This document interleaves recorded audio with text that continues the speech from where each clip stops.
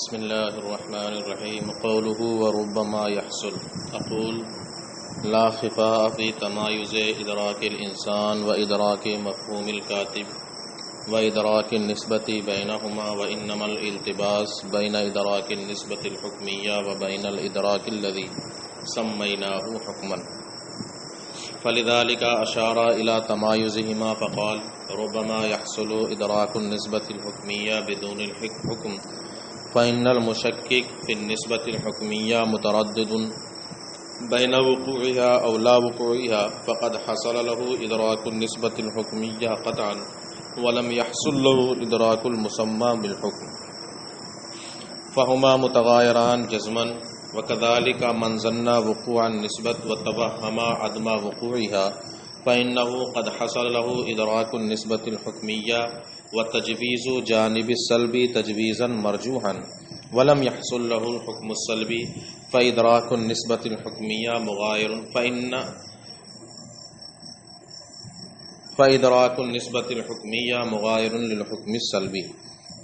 وإذا ظن عدم وقوعها وتوهم وقوعها فقد حصل له إدراك النسبة الحكمية وتجويز جانب الإيجاب فالتجويزا مرجوحا، ولم يحصل له الحكم الإيجابي، فإدراك النسبة مغاير للحكم الإيجابي.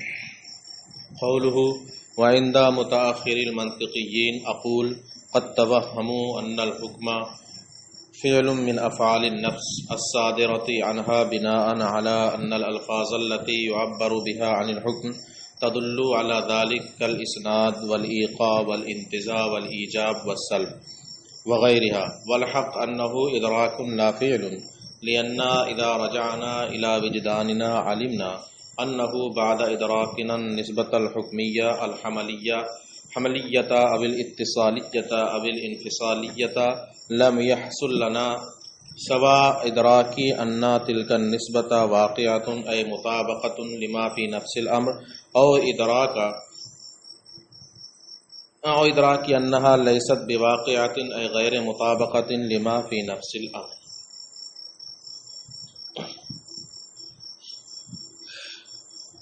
پیارے طلبہ، السلام علیکم ورحمۃ اللہ وبرکاتہ. یہ آج کے سبق کی عبارت ہے. ماشاءاللہ اس وقت جو ہمارے اسباق جاری ہیں بہت آسان ہے، اور مجھے امید ہے کہ آپ حضرات آسانی سے اس کو سمجھ بھی لیتے ہوں گے. آج کا سبق بھی نہایت آسان. آج کے سبق میں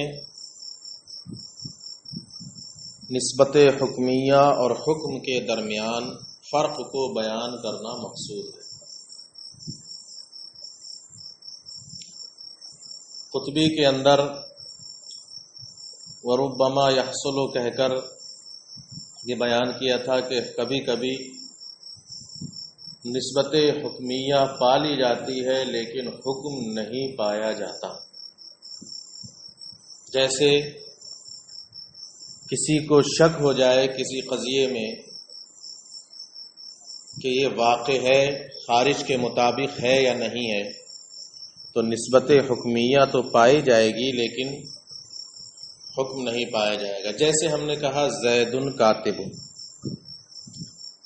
زید کاتب ہے، ہم نے یہ کہہ دیا زید کاتب، زید کاتب ہے، تو ہم نے کتابت کی نسبت زید کی طرف کر دی، ثبوت کتابت کی نسبت زید کی طرف ہو گئی، نسبت حکمیہ پالی گئی. لیکن اب اس کے بعد ہمیں شک ہے کہ واقعی زید کاتب ہے یا نہیں، کہیں ایسا نہ ہو کہ کاتب نہ ہو. شک ہو گیا کہ نہیں ہو گیا؟ یہ تو ہم نے کہہ دیا زید کاتب، زید کاتب، ثبوت کتابت کی نسبت ہم نے کر دی کس کی طرف؟ زید کی طرف، نسبت حکمیہ پالی گئی. لیکن ابھی ہمیں یہ شک ہے کہ میں نے بول تو دیا زید کاتب، لیکن کہیں ایسا نہ ہو کہ زید کاتب نہ ہو. شک ہو گیا کہ نہیں ہو گیا؟ اور جیسے ہی شک ہوا فوراً حکم ختم ہو جائے گا. کیوں؟ کیونکہ حکم نام ہے اذعان کا، یقین کا. یعنی ہم جو کہہ رہے تھے زید کاتب ہے تو واقعی زید کاتب ہے، یہ اذعان ہے، یہ حکم ہے. لیکن آپ کو جب شک ہو گیا تو اب حکم وہاں پر پایا ہی نہیں جائے گا.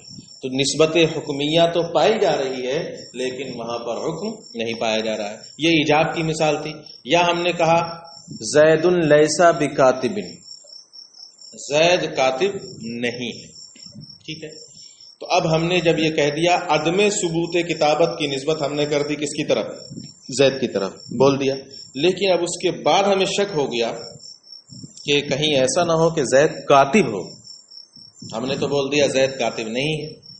اب ذہن میں خیال آ گیا کہ ایسا نہ ہو کہ زید کاتب ہو. تو پہلے تو ہم نے کہا تھا کہ زید کاتب نہیں ہے، یہ نسبت حکمیہ پالی گئی. لیکن جیسے ہی ہمیں شک ہوا، وہم ہوا کہ کہیں ایسا نہ ہو کہ زید کاتب ہو، لہذا اب حکم نہیں پایا جا سکتا. کیونکہ حکم نام کس کا؟ اذعان کا. یہ یقین ہونا چاہیے تھا کہ ہاں واقعی زید کاتب نہیں ہے، جیسا ہم بول رہے ہیں ایسا ہی ہے دنیا میں بھی، تب یہ حکم ہوتا. لیکن جیسے ہی شک ہو گیا ہمیں، فوراً دوسرا پہلو آ گیا. اب حکم کیا ہو جائے گا؟ یہاں سے رفع ہو جائے گا. حکم نہیں ہوگا تو نسبت حکمیہ پائی جا رہی ہے لیکن حکم نہیں پایا جا رہا ہے. یہی ہے اصل نسبت حکمیہ اور حکم کے درمیان فرق. البتہ مصنف نے، شارح نے وہاں قطبی کے اندر صرف حکم اور نسبت حکمیہ کے درمیان فرق کو بیان کیا تھا. البتہ محکوم علیہ، محکوم بہی کے تصور اور حکم کے درمیان کوئی فرق بیان نہیں کیا تھا. اس کی وضاحت یہاں کر رہے ہیں کہ چونکہ محکوم علیہ کے تصور، محکوم بہی کا تصور اور حکم کے درمیان فرق واضح ہے. کیونکہ محکوم علیہ کے تصور کا تعلق محکوم علیہ سے ہے، محکوم بہی کے تصور کا تعلق محکوم بہی سے ہے، اور حکم ایک الگ چیز ہے. حکم کیا ہے؟ ایک الگ چیز ہے. ان کے درمیان کوئی کسی طرح کی کوئی سمجھنے میں دشواری نہیں، ان کا فرق بالکل واضح ہے. جیسے زید کاتب ہم نے کہا تو زید کے تصور کا تعلق زید سے ہے، کاتب کے تصور کا تعلق کاتب سے ہے. حکم سے ان کا کوئی مسئلہ نہیں ہے. لہذا ان کے درمیان فرق واضح تھا.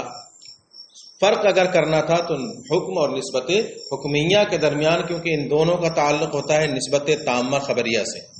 نسبت حکمیہ کا بھی تعلق اسی سے ہوتا ہے اور حکم کا تعلق بھی اسی سے ہوتا ہے. اس وجہ سے ان دونوں کے درمیان فرق کو واضح کرنا ضروری تھا. اسی فرق کو واضح یہاں پر کر رہے ہیں. ملا لا خفاء فی تمایز ادراک الانسان و ادراک مفہوم الکاتب. کہتے ہیں انسان کے ادراک اور کاتب کے مفہوم کے ادراک کے درمیان کوئی خفا نہیں، کوئی پوشیدگی نہیں.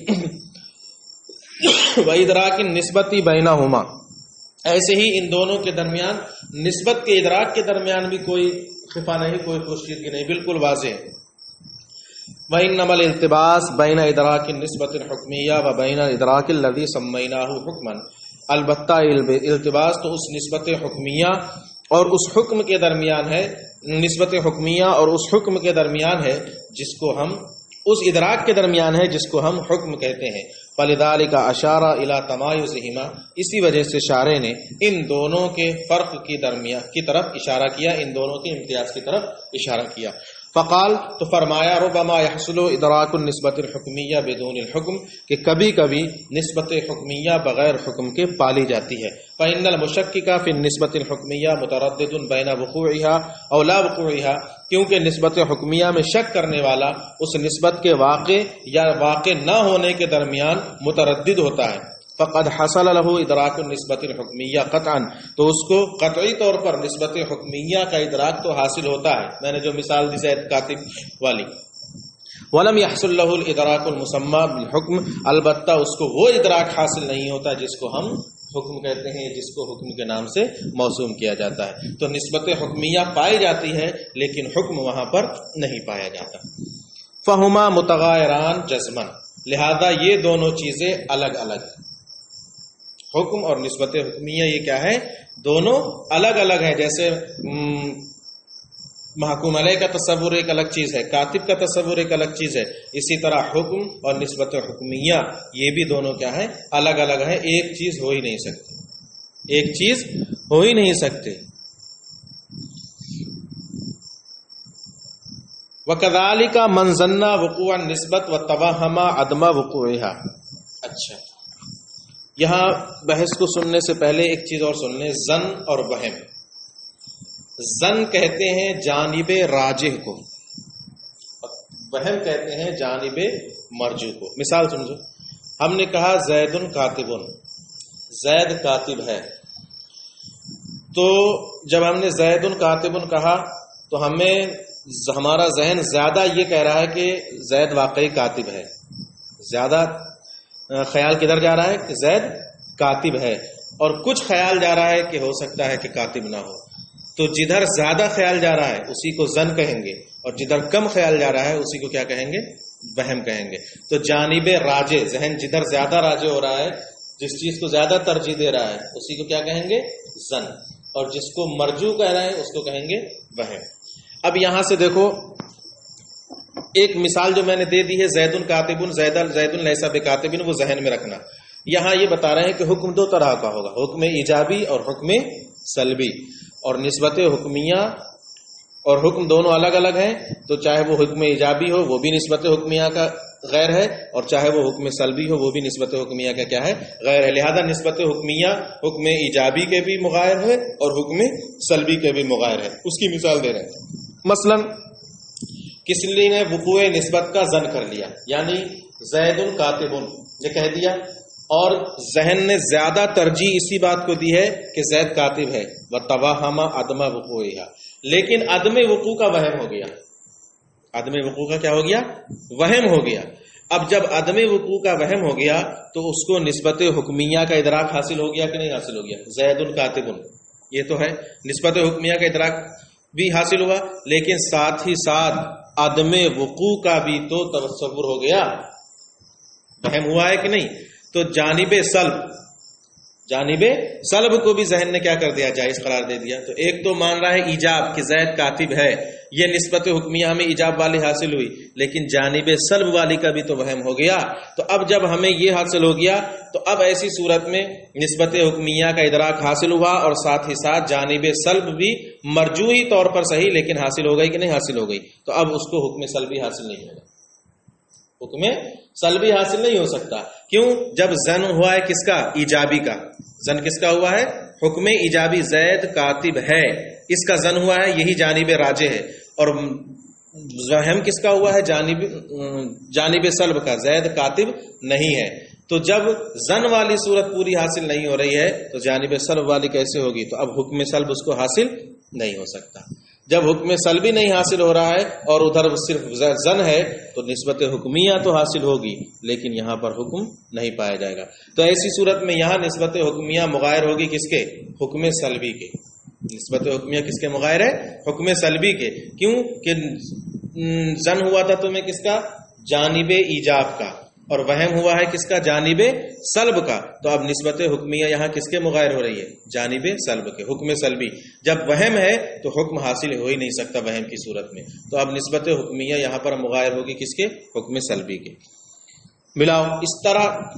اسی طرح اب کسی نے وقوع نسبت کا ظن کیا اور عدم وقوع کا وہم کیا، فإنه قد حصل له ادراک النسبۃ الحکمیہ، تو اسے نسبت حکمیہ کا ادراک تو حاصل ہوگا، اور ساتھ ہی ساتھ جانب سلب کو بھی عقل جائز قرار دے گی، یہ مرجوحی طور پر. ولم يحصل له الحکم السلبی، تو اب اس کو حکم سلبی حاصل نہیں ہو سکتا، کیونکہ حکم سلبی کا تو صرف وہم ہے اور وہم کی بنیاد پر حکم نہیں حاصل ہوتا. تو اب نسبت حکمیہ یا حکم سلبی کے کیا ہوگی؟ مغایر ہوگی. اب اس کا برعکس دیکھو، عدم وقوع کا ظن ہو، اوپر تھا ظن وقوع کا ظن، اب الٹا کر دو، عدم وقوع کا ظن ہو گیا. ہم نے کہہ دیا زید لیس بکاتب، یہ ظن، اور وقوع کا وہم ہو گیا کہ ایسا بھی ہو سکتا ہے کہ کاتب ہو.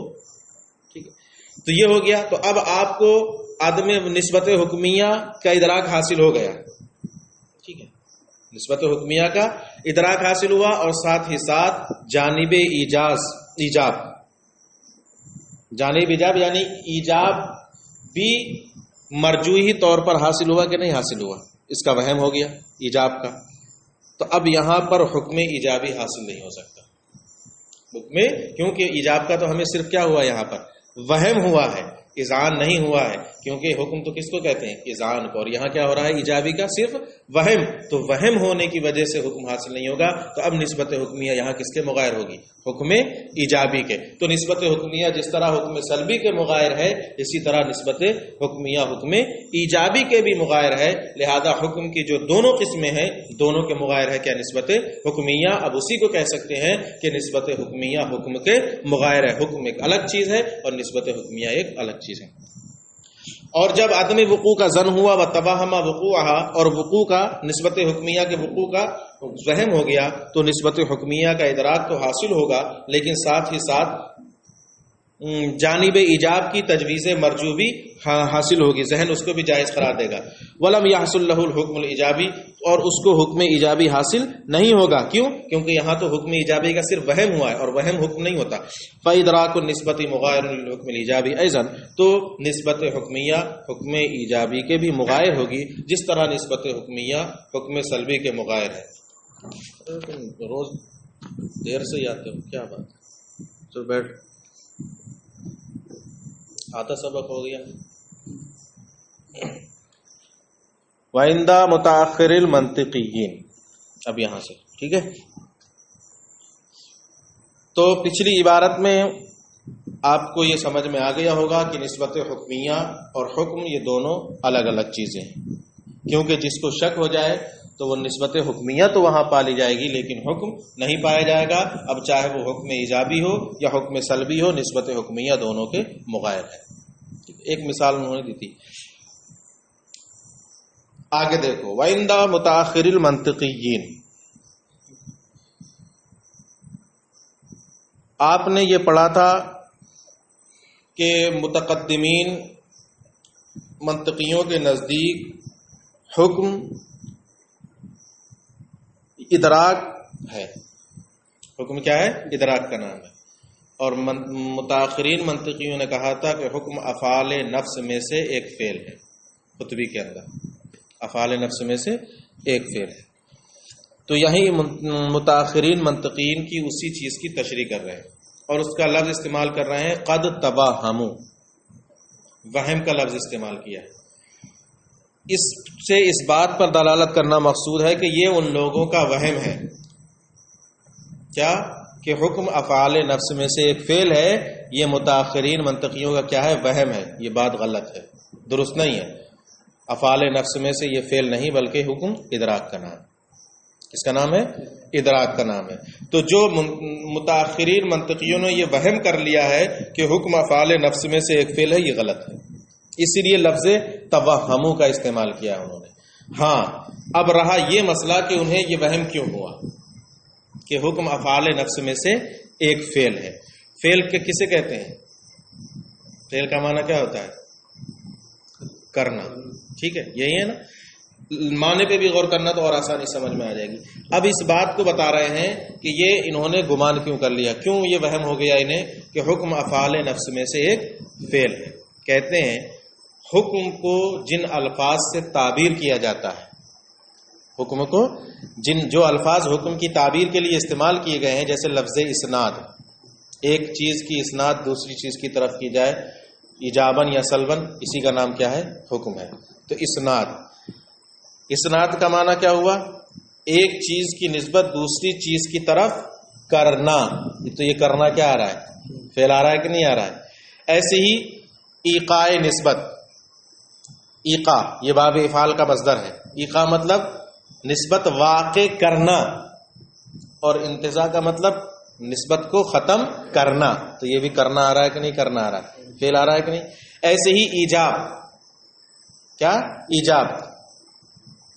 ایجاب کا معنی ہوگا ثابت کرنا، یہ بھی فعل ہے۔ سلب ختم کرنا۔ تو یہ جتنے بھی الفاظ حکم کی تعبیر کے لیے استعمال کیے جاتے ہیں یہ سب کے سب ایسے ہیں جن سے فعل کا معنی نکل رہا ہے کہ نہیں نکل رہا ہے۔ اسی وجہ سے انہوں نے یہ وہم کر لیا کہ حکم افعال نفس میں سے کیا ہے؟ ایک فعل ہے۔ فعل کہتی اسی کو ہے، کرنے، حالانکہ یہ درست نہیں ہے۔ حکم صحیح یہی ہے کہ حکم کس کا نام ہے؟ ادراک کا نام ہے۔ ادراک کیا ہے وہ نیچے آ رہا ہے، پہلے اتنا ملا لو۔ اقول قد توہموا ان الحکم فعل من افعال النفس، تو متاخرین منطقیوں نے یہ وہم کر لیا کہ حکم افعال نفس میں سے ایک فعل ہے، الصادرۃ عنہا، جو نفس سے صادر ہوتا ہے. اور یہ وہم کیوں کیا؟ بناءً، اس وجہ سے، ان الالفاظ التي يعبر بها عن الحکم، یعنی وہ الفاظ، بے شک وہ الفاظ جس سے حکم کو تعبیر کیا جاتا ہے، تدل علی ذلک، وہ اسی بات پر دلالت کر رہے ہیں کہ حکم افعال نفس میں سے ایک فعل ہو، جیسے اسناد، ایقاع، انتزاع، ایجاب اور سلب وغیرہ. یہ سارے الفاظ ایسے ہیں جو واقعی فعل ہونے پر دلالت کر رہے ہیں. ایجاب کا معنی ثابت کرنا، ایقاع کا معنی واقع کرنا، اسناد کا معنی ایک چیز کی اسناد نسبت دوسری چیز کی طرف کرنا. سب میں فعل پایا جا رہا تھا کہ نہیں پایا جا رہا تھا؟ اس لیے انہیں وہم ہو گیا کہ حکم کس کا نام ہے؟ افعال نفس میں سے ایک فعل ہے. اب کہتے ہیں والحق، لیکن حق یہ ہے انہ ادراک لا فعل. حکم کس کا نام ہے؟ ادراک کا نام ہے، فعل کا نام نہیں ہے. اب اپنی دلیل دیتے ہیں کہ حکم افعال نفس میں سے فعل نہیں بلکہ ادراک کا نام ہے. کہتے ہیں اس کی وجہ یہ ہے کہ جب ہم کسی بھی نسبت کا ادراک کر لیں، کسی بھی نسبت کا ادراک کر لیں، تو اس نسبت حکمیہ کے ادراک کے بعد بس ہمیں صرف ایک ہی چیز حاصل ہوتی ہے کہ یہ نسبت واقع ہے یا واقع نہیں ہے. بس یہ معلوم ہوتا ہے ہمیں، باقی کچھ چیز کرنے کی ضرورت نہیں ہوتی ہے. اور واقع ہونا یہ جاننا، اس کے لیے کچھ کرنا نہیں ہے، فعل نہیں کرنا ہے، خود بخود ذہن میں آنا ہے. مثال دیکھو، ہم نے کہا زید کاتب، کیا کہا؟ زید کاتب، یہ کہہ دیا، محکوم علیہ کا تصور ہو گیا، محکوم بہی کا تصور ہو گیا، نسبت حکمیہ کا بھی تصور ہو گیا. زید کاتب، ٹھیک ہے. اب جب ہم نے زید کاتب کہہ دیا تو نسبت حکمیہ حملیہ ہو گئی. اب اس کے بعد ہمیں بس ایک چیز کا اذعان اور ہونا ہے کہ ہم نے جو بولا زید کاتب، واقعی زید کاتب ہے یا نہیں ہے. بس یہی جاننا ہے. کوئی کام کرنا ہے اس کے لیے؟ نہیں نہ کرنا ہے. ہم کہیں اس شیشی میں عطر ہے، اس میں عطر ہے، یہ ہم نے بول دیا. اب صرف آپ نے دیکھا واقعی عطر اس میں ہے، اذعان ہو گیا کہ نہیں اذعان ہو گیا؟ کچھ کرنا پڑا؟ ذہن نے قبول کر لیا کہ نہیں قبول کر لیا کہ اس میں عطر ہے؟ یقین ہو گیا؟ حکم پا لیا گیا کہ نہیں پا لیا گیا؟ کچھ نہیں کرنا پڑا آپ کو. جیسے ہی نسبت حکمیہ کا ہمیں ادراک ہوا، بس اس ادراک کے بعد ہم کو بس یہی اور حاصل ہونا باقی رہ جاتا ہے کہ ہم نے جو بولا یہ نسبت واقع ہے یا واقع نہیں ہے. شیشی میں عطر ہے، عطر کی نسبت شیشی کے اندر ہم نے کر دی. اب بس ہمیں یہی حاصل ہونا ہے کہ یہ واقعی ہے ایسا کہ نہیں ہے تو اذعان ہو گیا کہ نہیں اذعان ہو گیا؟ یا ہم نے کہہ دیا کہ نہیں ہے، عطر اس میں نہیں ہے، نہیں کی تو عدم وجود کی نسبت کر دی. اب اس کے بعد بس اتنا ہی تو حاصل ہونا باقی ہے کہ ہاں واقعی نہیں ہے. اذعان ہو گیا کہ نہیں اذعان ہو گیا؟ کوئی فعل ہے یہاں پر؟ کچھ نہیں. تو بس ادراک ہے، یعنی ہمیں یہ حاصل ہو جا رہا ہے کہ ہاں نسبت واقع ہے. ایسے ہی ہم نے کہہ دیا زید کاتب، یا ہم نے کہا زید قائم، زید کھڑا ہے، بول دیا، نسبت حکمیہ ہو گئی. اب اس کے بعد بس ہمیں اتنا ہی اور معلوم ہونا ہے کہ جو ہم نے بولا واقعی کھڑا ہے کہ نہیں کھڑا ہے. اگر کھڑا ہے تو اذعان ہو گیا کہ نہیں اذعان ہو گیا؟ بس یہی سمجھ میں آ گیا. اب ملا لو. والحق، حق یہ ہے کہ حکم ادراک ہے، فعل نہیں. کیوں؟ لأننا اذا رجعنا الى وجداننا، اس لیے کہ جب ہم اپنے وجدان کی طرف رجوع کرتے ہیں، وجدان یہی سوچنے والی، حاصل کرنے والی چیز، تو علمنا، ہم جانتے ہیں، انہ بعد ادراکنا نسبت الحکمیت الاتصالیہ اب الحملیہ اب الاتصالیہ اب الانفصالیہ. نسبت کئی طرح کی ہوتی ہے نا، نسبت حملیہ جیسے زید قائم، اتصالیہ ان کانت الشمس طالعۃ فالنہار موجود، انفصالیہ ھذا العدد اما زوج او فرد. کئی طرح کی ہوتی ہے. کہتے ہیں کہ نسبت حکمیہ حملیہ ہو، اتصالیہ ہو یا انفصالیہ ہو، اس نسبت کے ادراک کے بعد لم یحصل لنا، ہمیں حاصل نہیں ہوتا، سوائے اس بات کے ان تلک نسبت واقعات، کہ وہ نسبت واقع ہے، یعنی واقع کے مطابق ہے کہ نہیں خارج کے، یا واقع نہیں ہے. بس یہی تو حاصل ہوتا ہے. اور یہ افعال نفس میں سے فعل نہیں ہے بلکہ کیا ہے؟ ادراک ہے. ادراک کا مطلب کیا ہے؟ انفعال، قبول کرنا. ادراک کیا ہے؟ انفعال. تو فوراً ہمارا ذہن قبول کر لے گا کہ نہیں کہ ہاں واقعی زید کھڑا ہے یا اس میں عطر ہے، کہ اس کو اب ثابت کرنے کے لیے کوئی اور فعل کرنا پڑے گا؟ کچھ نہیں، بس ذہن قبول کر لے گا دیکھتے ہی کہ ہاں عطر ہے. اس لیے کہ نسبت حکمیہ حملیہ یا اتصالیہ یا انفصالیہ کے ادراک کے بعد ہم کو صرف اور صرف اتنی بات حاصل ہوتی ہے کہ وہ نسبت، اس بات کا ادراک حاصل ہوتا ہے کہ وہ نسبت واقع ہے، یعنی خارج کے مطابق ہے، مطابقۃ لما فی نفس الامر، نفس الامر سے مراد خارج میں خارج کے مطابق ہے، یا اس بات کا ادراک حاصل ہوتا ہے کہ وہ نسبت واقع نہیں ہے، یعنی خارج کے مطابق نہیں ہے. بس دو ہی چیزیں تو حاصل ہوں گی، یا تو حکم ایجابی ہوگا یا حکم سلبی ہوگا. تو بس یہی چیز ہے. تو اب یہاں فعل کہاں سے آ گیا؟ کوئی فعل نہیں، بس اتنا ہی رہے. ہاں وہ جو الفاظ تھے اس کی وجہ سے